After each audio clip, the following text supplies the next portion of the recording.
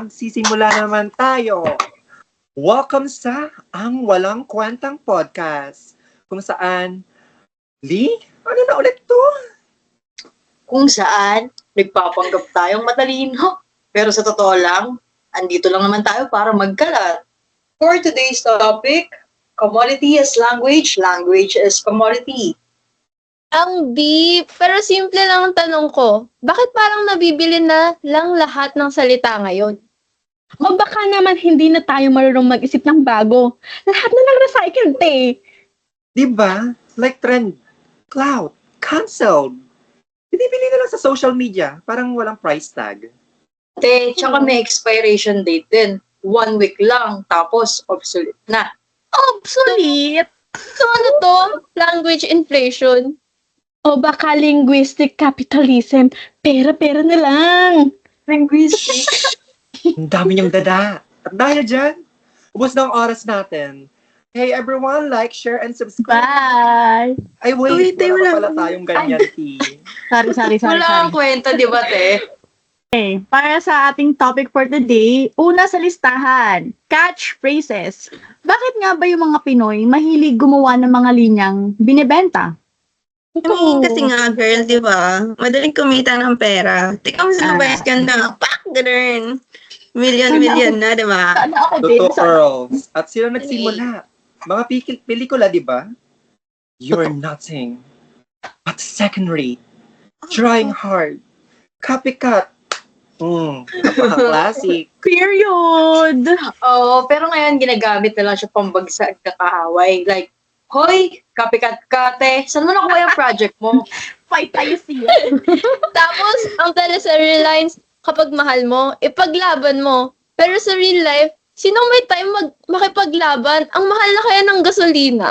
Totoo. Free. Minsan, ang catchphrases, parang pamili na lang iced coffee. Cute, pero shallow. Hello. Correct na.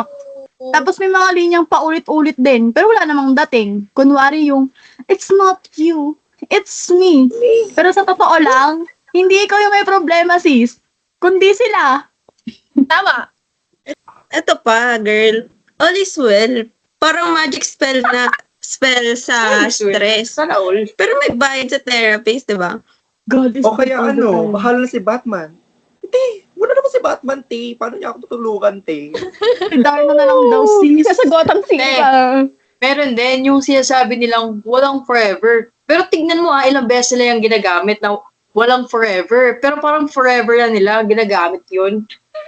Tapos may pa-charot-charot pa na pang disclaimer. Kahit totoo yung sinasabi, bilang charot para kunwari joke lang. Ay naku.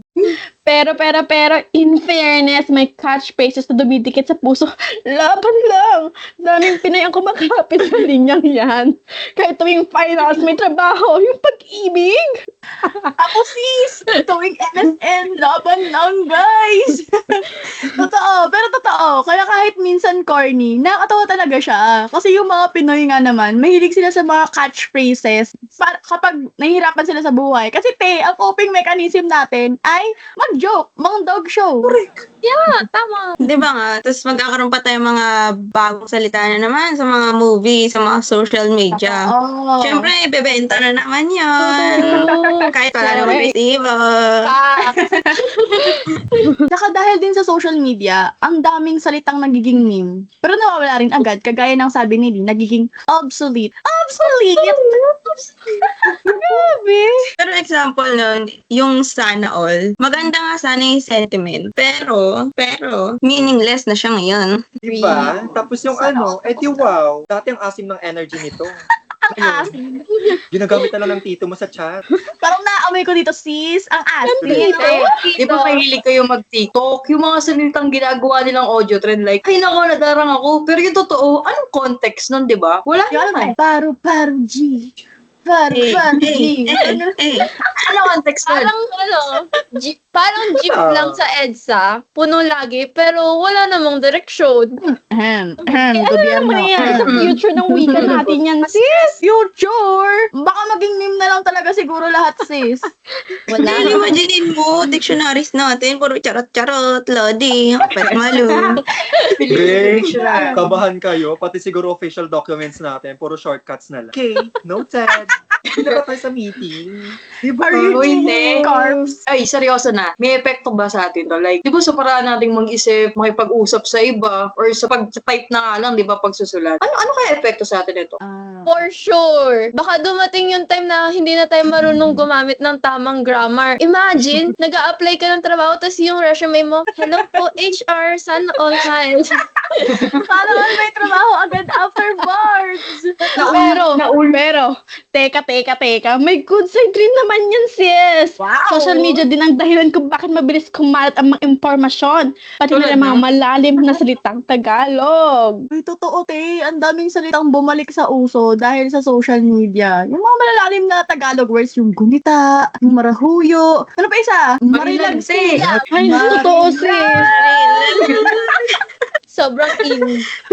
Pero true, minsan, may mga salita tayo binibigyan ng mga new meanings like lutang, di ba? Dati sa physics lang siya ginagamit na term. Ngayon, state of mind na yun. Sis, ang alam ko Okay lang naman, in state of diba? mind. Yung sabaw din, minsan, dati pagkain lang yan. Ngayon, description na ng utak mo after mo mag-TikTok ng 3 Oh my hours. God, ako yun. Brain rot.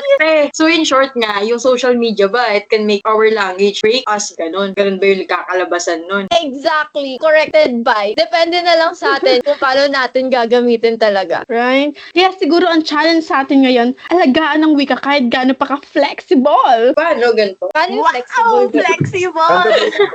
Ganun. Totoo na. Kasi kung puro char, skirt, ano kasi Mimiya? Ako na yung awit. Parang asim ng awit, sis. Parang tagal na. Pero yung maintindihan Awit sa natin, baka isang araw, wala na talagang direksyon yung wika. Parang traffic sa EDSA talaga, sis.